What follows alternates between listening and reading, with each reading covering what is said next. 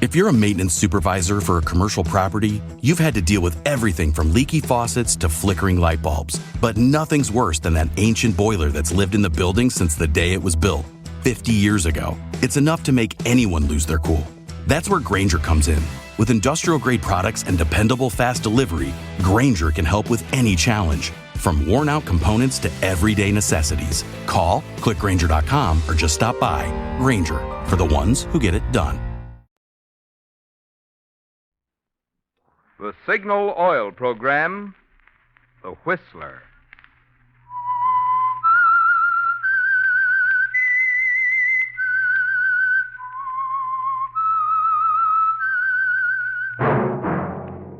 That whistle is your signal for the Signal Oil Program, The Whistler.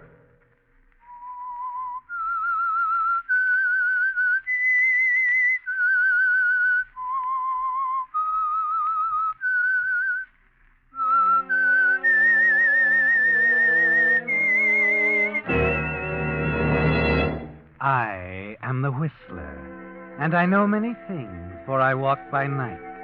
I know many strange tales hidden in the hearts of men and women who have stepped into the shadows. Yes, I know the nameless terrors of which they dare not speak. Yes, friends, it's time for the Signal Oil Program, The Whistler, rated by independent research the most popular West Coast program. In gasoline, you know, it takes extra quality to go farther. And Signal is the famous Go Farther gasoline.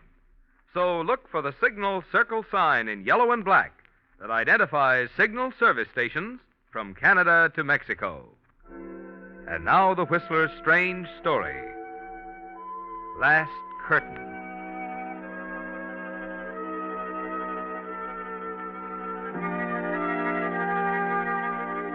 It was like Keith to drop the bad news into the conversation casually, as if it were a moderately amusing story he'd heard that morning at the studio. But to Evelyn, sitting across the table from him in this California sunshine, it was as if a tidal wave had suddenly washed up over the wall, engulfing them both in its effervescent foam, and at last dragging them down across the rocks into the heaving depths of the ocean. They were having lunch, as usual, on the outdoor terrace at Henri's, but this was a special occasion. Evelyn had suggested champagne to celebrate, and after the waiter had brought the sparkling glasses... Now, darling, a toast. To you, Keith, and success in your new role. Thank you, darling. To success, but not in my new role. Keith, what on earth do you mean? Oh, did I forget to tell you, Evelyn? I'm not playing the part. When I got to the studio this morning, they told me they'd seen yesterday's rushes. Seems I'm too old for the character, all that sort of thing. Keith, no. Oh, no, Keith. Oh, yes, my darling. Might as well face it, you know. I'm through. Washed up, doddering at age 45. You're not doddering. You're hard and trim. Ever since you moved into the beach house. Oh, slim as a boy of 20, yes, I know. Except that the bronzed body beautiful is not enough, darling. It's the once classical Elwood profile. Oh, the deep lines, the sagging jaw muscles. It's last curtain, darling. It's the end. Fini. Oh, after waiting all these months for a part. Any part. Oh, Keith, why did you let me sit here and talk about celebrating? Why? Because I wanted to shock you, Evelyn. I wanted to shock you into doing something about your own career. Before it's too late. Keith, You can do something. You could do something for us. You see, I'm desperate, Evelyn. And believe me, you should be desperate, too.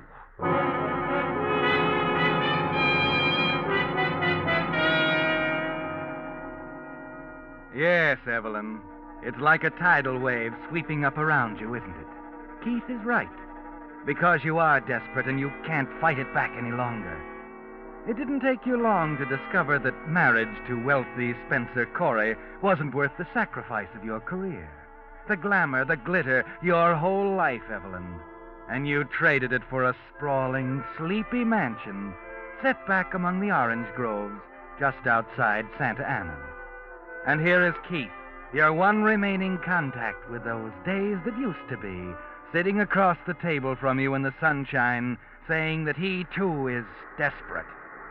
Keith, I'm afraid. Oh, there's no one out here but us. Now listen to me, Evelyn. I may be through as an actor, but I could direct. Broadway, a play, with you, the star. Just think of it. Keith, please, you know Spencer would never let me, and the money, I haven't a sou of my own. Be your age, Evelyn. You know what I'm talking about. You've been thinking about it all along. I know you've been thinking about it. Keith. Oh, for heaven's sake, stop acting, Evelyn. I can always tell when you're acting. You hate him. Why, you could do it without the slightest flicker of emotion. And the play, Evelyn. Do you know, a friend of mine, Perry Dahlgren, has written the play you were born for. Keith, would you help me? I told you I was desperate. Would you do exactly as I say? Exactly. Yes. Then be here, right here, tomorrow night at 9 o'clock. No later. I have a gun. Shall I bring it? No, I'll meet you. But if something should happen, wait exactly 15 minutes. Then if I don't come, go right to your cottage. I'll get in touch with you there. Oh, then you have a plan? Yes, Keith. I have a plan.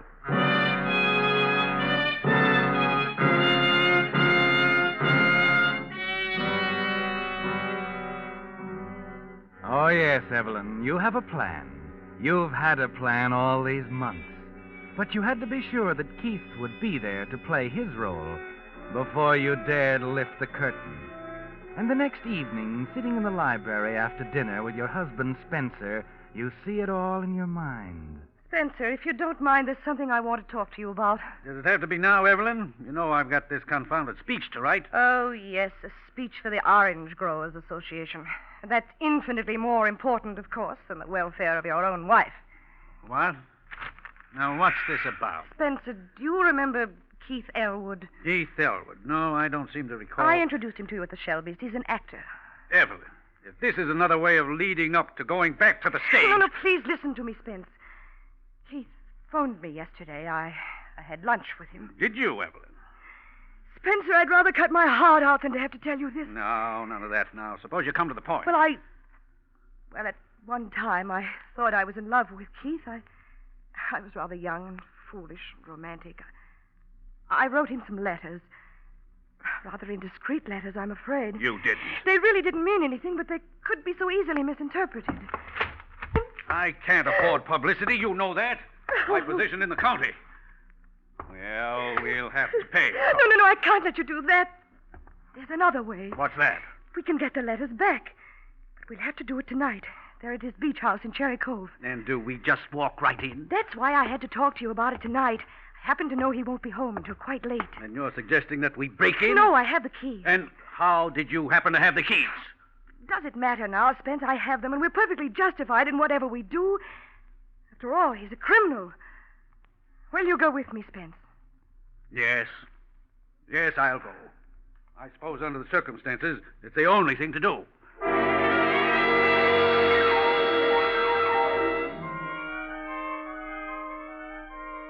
Yes, Evelyn, it's like the business in a well-rehearsed stage play. And an hour later, as you and Spencer turn off the highway and head down into Cherry Cove, the fog moves up from the ocean like a gray ghost, as if it, too, were anxious to play a part in your drama. And as Spencer parks the car off the dirt road not far from Keith's cottage, you note that the clock on the dashboard shows 9:13, and then a few seconds later, you're at Keith Elwood's cottage.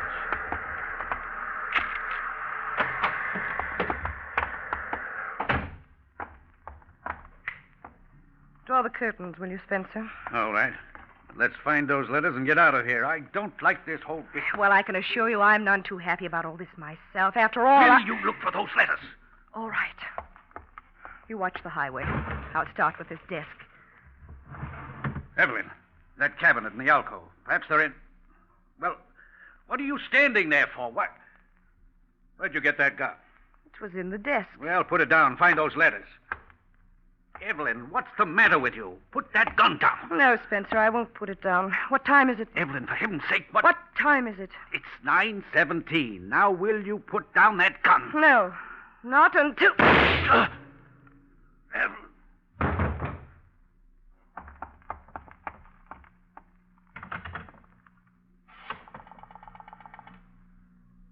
Operator! Operator! Get me the police! Quickly!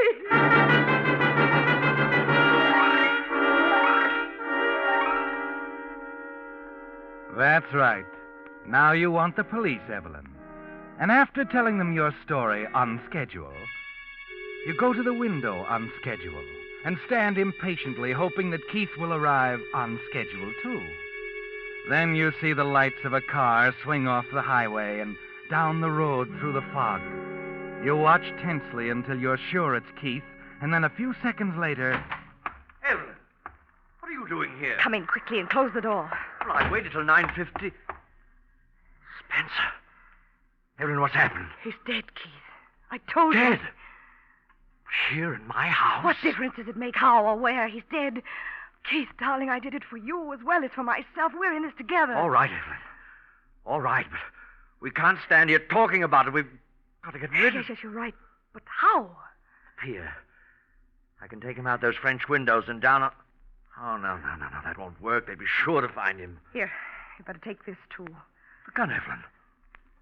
You used my gun. What difference does it make? We can get rid of it. Oh, I suppose so, but there's bound to be an investigation. What's the matter, Keith? I thought I heard something. A car door. Wait a minute. I'll look out front. You better get ready to pick him up in case... Well, is anyone out there? No, there's no one out here, Keith. Oh, good. Now give me a hand with him. Evelyn, for heaven's sake. What is the matter with you? Evelyn, what's going on in here? Officer, he shot my husband. What? He's killed him. He's killed him. Evelyn, you want All right, drop that, Mom. Well, You're the one who phoned headquarters? Yes, I told you they were fighting when I called. I thought you'd never get here. He was going to kill me, too. This your husband here on the floor? Yes. Now watch him, Mac. I'll get homicide. All right, you. Don't move from where you are. so this was your plan, Evelyn. How can you speak to me, you murderer? Allow me to congratulate you, my dear. This has been, by all odds, the greatest performance of your career. It even had me fooled. Look out, French windows. Hold it, I shoot. Come on, if he gets away in that fight. Don't let him get away. He killed my husband. Out here. There he is, going out to the dock. What? Think you got him? You've got to get him. You've got to. We'll get him, lady, and get him good. When he went through that window, he signed his own confession. Come on, Mac, let's go.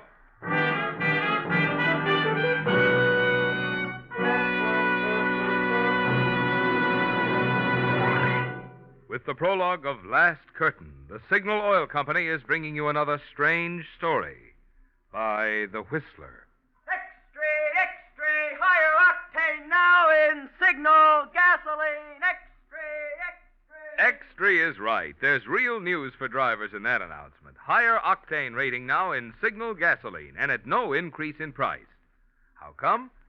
Well, an important ingredient which controls octane rating is now more plentiful. So Signal Oil Company has immediately increased the octane rating of Signal gasoline. And when I say higher octane, I don't mean just a little higher. I mean considerably. The result? Now you'll enjoy even smoother, knock-free power with Signal as you breeze up those steep hills in high. This in addition to the quick starting, the fast pickup, and the efficient engine performance, which makes Signal's good mileage possible. So now you have more reason than ever to switch to Signal. Let the performance of today's higher octane Signal gasoline show you why we say, in gasoline, it takes extra quality to go farther. And Signal is the famous Go Farther gasoline. And now, back to the Whistler.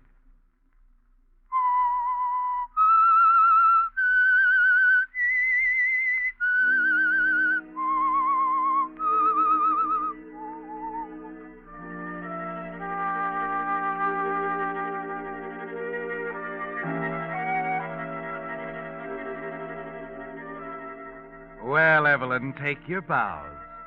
Keith called it the greatest performance of your career, and it certainly was. But then Keith played his role rather well, too, didn't you think? Walking in as he did just after you'd called the police to report a violent argument. Standing there with a gun in his hand, dumbfounded when he realized how you'd framed him. Then crashing out through the window to remove the last trace of doubt as to his guilt. Yes, it was an even better performance than you'd hoped. And now, with the funeral of your late lamented husband and the bothersome details of the inheritance out of the way, there's only one item marring a future that belongs to you alone. Come in, Lieutenant. You have news for me. Not exactly, but I think you should know what we've done. I'm very anxious to know. Well, it's one of those cases. We searched the beach all the way from Balboa down to Capistrano. Not a trace. We've had boats out probing through the kelp beds. He was an excellent swimmer. He might have... Swum around the dock and got into shore someplace? Yeah, we thought of that. But people don't just disappear unless someone's helping him. Someone helping him? That's only theory. We'll probably never know. In other words, you've given up, Lieutenant. No, not at all. But I've seen these cases develop before. You can almost feel right from the beginning that they'll end up in the unsolved file. I might as well be honest and tell you we'll probably never know whether he's dead or alive.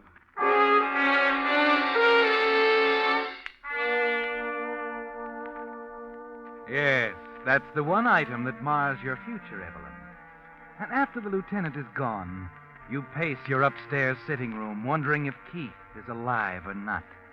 And later that evening, you lay in bed with the lights left burning, thinking over what the lieutenant said. He may have had help. Yes, he may have had help. And the next day, you don't set foot outside the house, or the next. But on the following day, your maid Clara comes into the drawing room. Yes, what is it, Clara? A gentleman is waiting to see you, madam. The lieutenant of police. No, madam, Mr. Dahlgren. Perry Dahlgren. The playwright? Yes, madam, I believe that's what he said. Show him in, Clara. Yes, madam. Come in. Mrs. Corey will see you. Thank you.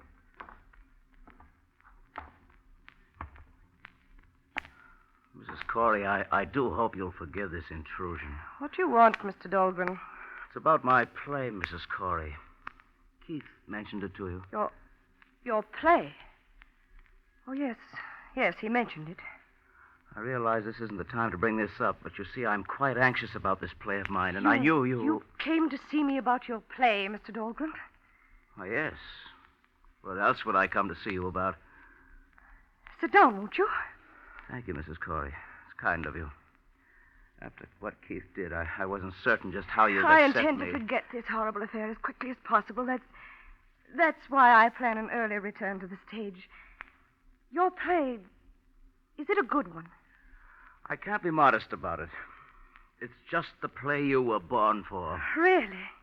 Keith said that it's... You've seen me on the stage before? Oh, yes, many times.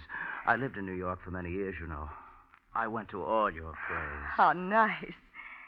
Mr. Dahlgren, would you care to stay for tea? I know we have so much to talk about. Of course, Mrs. Corey. I'd love to. I can't think of anything I'd like better.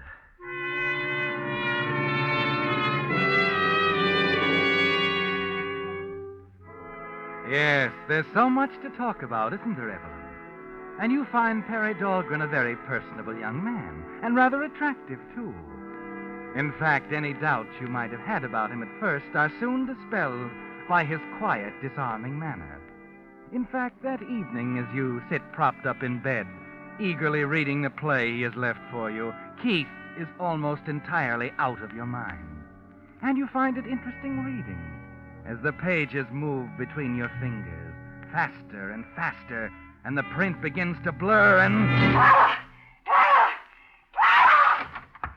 Yes, madam. Good heaven, madam, what is it? No. You're sick. No, Clara, get my gray suit. I'm going out.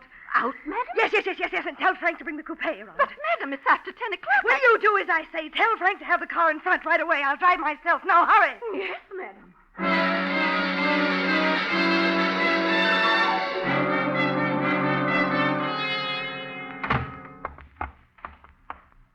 Sit down, Mrs. Corey. Fix you a drink. No, thank you. You won't mind if I fix one for myself, then? I do mind. Mr. Dahlgren, just what are you up to? I'm afraid I don't understand. This play you brought me this afternoon. Oh, you've read it. Good. Like it? I repeat, Mr. Dahlgren, what are you up to? Oh, then you don't like my play. Oh, I'm so sorry. I thought it was rather good. Excellent plot. Man and woman plan to murder husband. They murder husband. They're caught. The woman frames her lover, gets away with it. It's quite plausible, you know. It's been done. What do you want? What do I want, Mrs. Corey? Why, I want my play produced, that's all. You want the play? You know that's out of the question. Well, perhaps it's just that you don't like this play. No matter, I have another. In fact, I think it's much better, really. I know you like it, Mrs. Corey. It'll be a hit on Broadway. Oh, we might give it a whirl around Connecticut for a bit, try it out and all that. And who would finance this play of yours, Mr. Dahlgren? Well, I sort of thought you'd be willing to risk it, Mrs. Corey. Of course, I'll have to have, let us say, 50% of the gross author's royalty. 50%? What if the show fails? Oh, it probably will. But then I have lots of more plays. We can go on and on. You can be both star and angel. I'll just take my modest percentage. This is blackmail. Blackmail? Why, how can you say that, Mrs. Corey? It's a business proposition. And you know, Mrs. Corey, somehow I think Keith might like that, knowing that you and I are partners.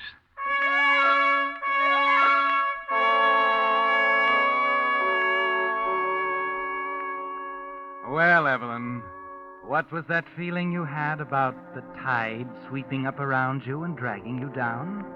It's really hit you now, hasn't it? Keith is alive, and Perry Dahlgren is his go-between to bleed you of every cent of that money you wanted for yourself. True, some details of Perry's play were not exactly as it happened, but that's like Keith, to be subtle. You're trapped, and you know it. And during the next weeks, you fight for a way out. But only one thought occurs to you. Keith would never dare come out of hiding. So it's Perry you have to deal with, just Perry. And then one night, when he's making one of his friendly calls, the way opens up for you. All right, Mr. Dahlgren. What is it this time? As a matter of fact, Mrs. Corey, something unexpected has come up. I'm afraid I won't be able to wait for my share of the play. I expected this. How much do you want? I'm afraid I'll need 5,000. 5,000? You know I can't get that much. The estate is still tied up. Yes, I thought of that. But your jewelry, Mrs. Corey. Dear Spencer was quite generous with jewelry, wasn't he? Jewelry? Yes, the jewelry. Whatever you happen to have over there in that wall safe, Mrs. Corey, I'm sure that'll do. Yes, I'm sure it will. I'll get it for you. Do hurry, will you, please? I'm in a bit of a rush, Mrs. Corey. Sorry to have to barge in and out like this, you know, but then, as I said, something came up which made it Oh, now, wait a minute, Mrs. Corey. Put that gun down. No, Mr. Dahlgren. I won't put it down. You'll never get away with this. Oh, but I will. They'll find you with my jewels in your pocket.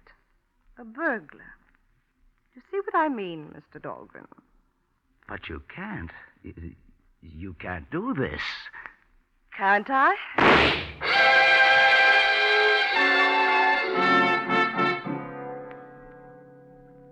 You're quite confident you won't fail this time, aren't you, Evelyn? Now you'll call the police and tell them about the burglar and how you had to shoot him in self-defense. But before you do that, you've got to set the scene again. So you hurry to Spencer's desk, pull out the drawers, and spill the contents all over the floor. You rush to the small cabinet near the window and do the same. Then the bookcase. For the next few minutes, you busy yourself placing the jewels in Dahlgren's pockets and adding as much confusion to the scene as possible. And then you go out into the hall to call the police.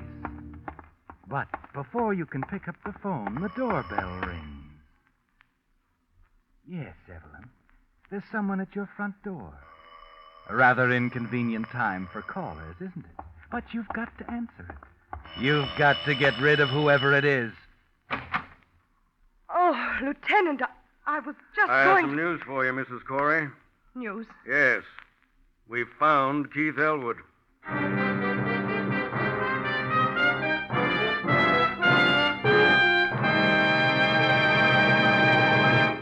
The Whistler will return in just a moment with the strange ending of tonight's story. Those of you who heard the Meredith Wilson show, Canada Dry Sparkle Time, last Friday evening, heard Meredith deliver a really fine tribute to service station operators, which went something like this. Here's to those friendly guys who fill your radiator and your battery with free water, your tires with free air, who clean your windshield and furnish your maps and convenient restrooms, all without charge, even though you don't buy a thing. And then cheerfully say, thanks, come back again. Well, Meredith Wilson also brought out another particularly interesting fact. In a recent nationwide survey to find out which employees reconverted to courtesy the quickest after the war, folks named service station operators 8-1. Well, judging by the enthusiasm he put into it, I couldn't help thinking, Meredith must have had signal dealers in mind as he said this.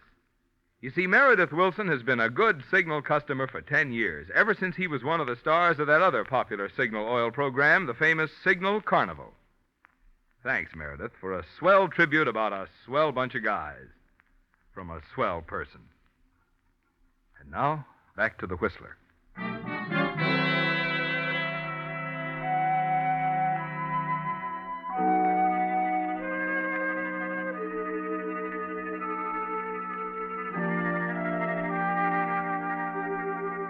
So they found Keith Elwood, Evelyn. Yes. And you wonder just what he's told the lieutenant. And what of your burglars sprawled out dead on the floor of the library? You'll have no time to rehearse this scene, Evelyn. You're on stage now. The spotlight is on you, and you've got to perform as you never have before. You say they found Keith, Lieutenant? Yeah, we sure did. Did he tell you? He didn't tell us anything, Mrs. Corey. He couldn't. He had a couple of police bullets in him. We found him buried under Perry Dahlgren's beach house. Buried under... Then he's been dead all this time. That's right. The sergeant figures he couldn't have lived more than a few minutes after he crawled out of the water and across to the beach at Dahlgren's place. But he must have lived long enough to tell him... Tell him what, Mrs. Corey? You know, there are still a lot of angles to this case we just can't figure. What do you know about this Perry Dahlgren? Me? I don't know anything about him, Lieutenant. I only heard Keith mention him once or twice.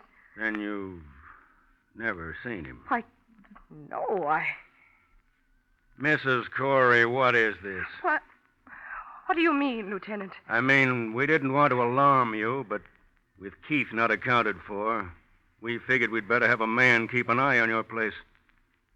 He phoned a report to me every time Dahlgren has been here. And he phoned me again just a few minutes ago, Mrs. Corey. So we know he's still here. I'm sure you want to see this thing cleared up as much as I do. So do you want to call Dahlgren out of that room? Or do we go in and question him together?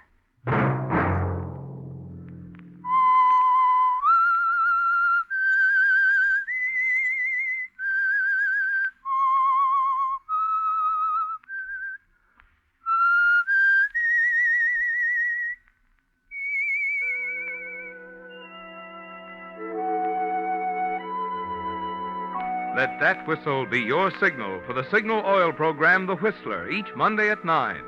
Brought to you by the Signal Oil Company, marketers of Signal gasoline and motor oil and fine quality automotive accessories. Signal has asked me to remind you, to get the most driving pleasure, drive at sensible speeds, be courteous, and obey traffic regulations. It may save a life, possibly your own.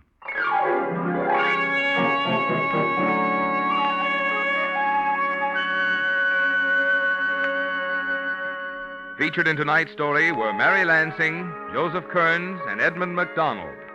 The Whistler was produced by George W. Allen, based on a story by Gene Fromhurst, music by Wilbur Hatch, and was transmitted to our troops overseas by the Armed Forces Radio Service. This is Marvin Miller speaking for the Signal Oil Company. This is CBS, the Columbia Broadcasting System.